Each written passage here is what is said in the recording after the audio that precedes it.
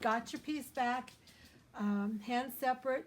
You did really good at reading most of the notes. There's a couple little places in rhythm that we're going to review for you to practice, and some technique issues that I want you to work on for a few more days before we put hands together.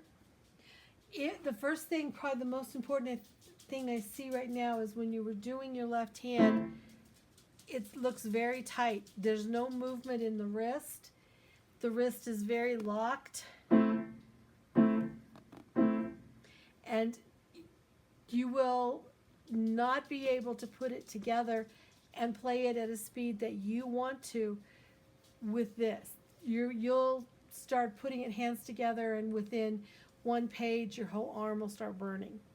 So we really need to start, now that you know the chords, and you had the chord moves, but what we want to do is we want to start with that loose hand.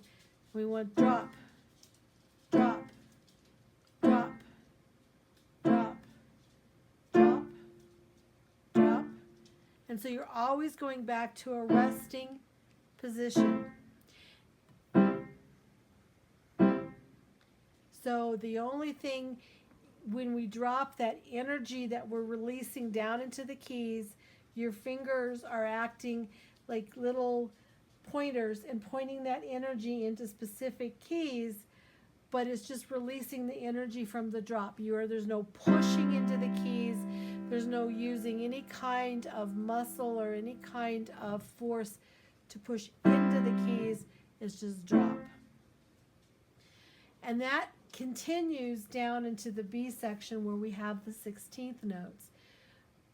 Whenever we have a place to lift, when we're learning it slowly, we take advantage of that. We make sure we do it. We exaggerate the lift, because as the piece speeds up, the lift is going to get smaller. The tension, speed breeds tension, so you're going to have trouble speeding it up. So if we go to the B section now, up, and all you're doing is marching those fingers.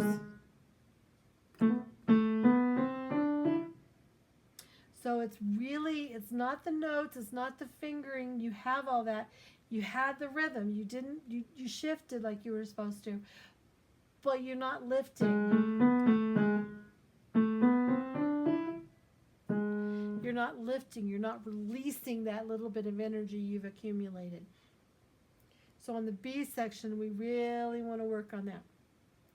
So the left hand, I want to really see a good release, whether it's 16th notes or the triplets. Same thing with the right hand as far as the release. Let me move this slightly. Is down, up, down, up, down, and on up. You want to make sure you've got a really nice release.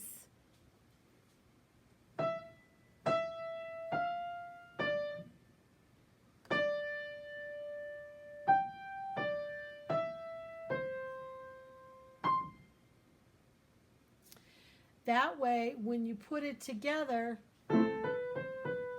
both hands are releasing. All right, you're going to be able to speed it up because you're not holding on to all of that tension that you've built up. So I want you to practice this release stuff that we talked about, especially at the coda too, at the end. Again, you're moving, but you've got to make sure you have that up with the wrist. Give it a few more days. I wouldn't wait the whole week. I would send me a video in about 3 days, and so that I can see that you're practicing it correctly, so we can start putting hands together. Don't wait too long if you can. If you have to, that's fine. But if you can get it to me in a few days, if you have time to practice the next 3 days, and then send me a video, so we can get going on the hands together. Otherwise, you did really good work. You read all your notes, you did all your counting, you did your fingering. We're just working on some technical issues.